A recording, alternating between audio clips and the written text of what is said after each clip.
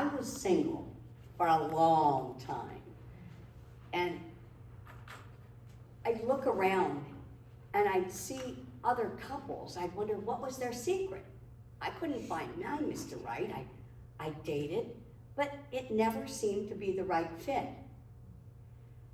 And I just thought, well, you know what? I've got a job, I've got friends, and I volunteer work as a dog socializer trainer at the SPCA LA, from where I adopted my two dogs, Jamie, a lab mix, and Lulu, a collie mix.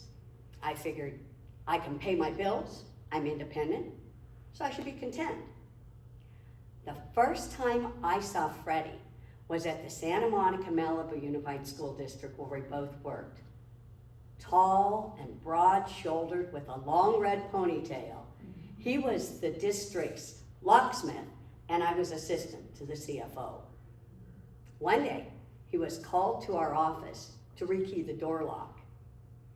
I smiled at him, but he was so shy, I barely had a glimpse of his kind blue eyes before he turned away, silently working at his job. I didn't want to scare him away, so I thought I'll wait for him to ask me for a date. He never did. I asked him a couple times if he would like to come to my church or go for a walk with the dogs on the weekend, and he told me, I have to go to my folks this weekend.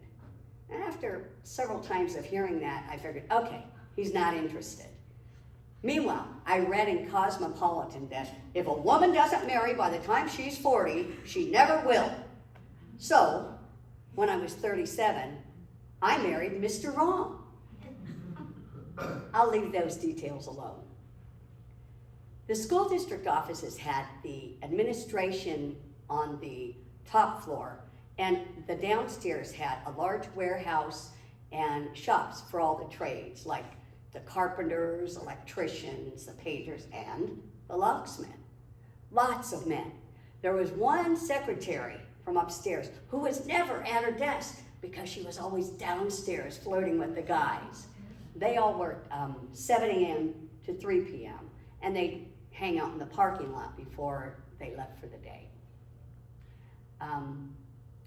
In 2007, the word at work was that Freddy had brought his beagle puppy to work, and being the dog socializer trainer, I went over and gave Butchie some treats and dog toys, and we talked for a little bit, but I thought, you know what?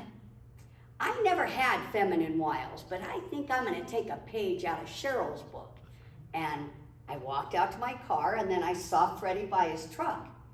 I didn't know what to say, so I said, oh, is this a new truck?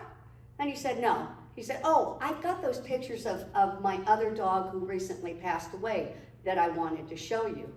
And I said, oh, do you go home at lunch?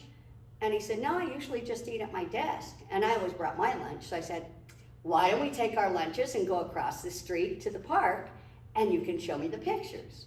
So the next day, here I go to the park, I got my lunch, I sit down, and no Freddy. So I walked around the park, the whole park, to keep from crying, and I get back to my desk and I call him, and I found out he had to work through lunch. So I tell my boss, I'm taking a second lunch today. And he agreed because I was a hard worker and I always stayed late. At that lunch, on February 15, 2007, I found out he went home every weekend to help his mom because his dad had Alzheimer's. When I heard that, my heart melted. We talked then, mostly about our dogs. And the SPCA LA was having a volunteer appreciation dinner. So I asked Freddy if he would escort me there. He did, we had a great time, and then immediately he asked me out for dinner at a local restaurant. I called him, I said, same time next week? And he said, sure. So I called him like a day later and said, oh, do you like banana bread and cookies? And he said, sure. So I brought him a loaf of banana bread next week, and I told him to share it with his family. We kept dating, and I kept baking, and within a month, he told me his mom wanted to meet me. I was so scared. A month, wow. And we took our dogs to Beagle Day at the Thousand Oaks Dog Park. And I saw his mom outside the fence, and I went to put my hand through the fence to shake her hand. And she said, "Oh, what a sweet little hand." I loved her immediately, and I called her Mamala. Freddie's dad couldn't really communicate anymore, but he would start whistling one of the songs from the big band era, and I would sing the words. When he retired, they had moved out to Santa Rosa Valley to a ranch-style home with a big backyard that they planted with lots of fruit trees and beautiful flowers. When Freddie met my mom, he cut his hair, which was now gray, and trimmed his beard, and my mom loved him right away. We were engaged and married by the end of the year. No time to waste. And 2 months later, his dad fell, broke his hip, and he passed away. We spent a lot of time with Mamala, and I sang "In the Garden" at his funeral. My mom and Freddie's mom were 1 week apart. They were exactly the same age, and they had despaired that we would ever get married. And they lived in separate counties, but they did get to meet each other and visit, and we would spend some time with Mom and some time with Mamala. And we retired early, so that way we were able to take them to the doctor appointments, help them with cooking and cleaning, shopping, etc. Later on, well, both our brothers have they're married with 4 kids. So later on, when they had surgeries, we were the logical choice, take care of them after their knee replacements and breast cancer mastectomy and neck surgery, rotator cuff surgeries. And we were trained what to do, and we complimented each other. I'm afraid of needles, so Freddie would give them the shots in the stomach, and I could help him with bathing and dressing. There had been some anger and disappointments and hurt feelings between my brother's family and Freddie and me. And in fact, I even told my mom, "When you're gone, I'm never coming here again." But in 2017, my mom had an emergency colostomy and a stomach feeding tube put in. After the hospital, she was put into rehab, which was an awful one. The staff was uncaring and inept. They even removed Mom's stomach tube in error, and then they tried to cover up by putting a different tube in her stomach. She hated it there, and she wouldn't eat or do her rehab, so the decision was made to bring her home to hospice. When we met with the hospice administrator, my brother and sister-in-law, Rick and Rose, said that Freddie and I were going to be the caregivers, and we're like stunned. We didn't think we could do this, but they said, "Don't worry, Dawn, we'll come by every day." And they did.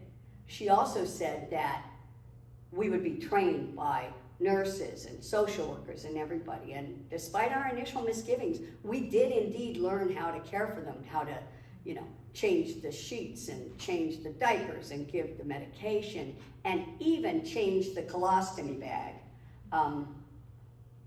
One of the things we were taught was keep your mouth open, your tongue on the roof of the mouth, and that helps you deal with the smell. A valuable life lesson. After Mom was home and we were taking care of her, they came by, and my niece was pregnant with the very first great-grandbaby. And she wasn't due till the end of March, but she had the baby like 3 weeks early and came just from the hospital right to my mom and placed the baby in my mom's arms. A picture that I'll never forget. God healed us by blessing us with the new baby and all of us coming together when my mom took her last breath.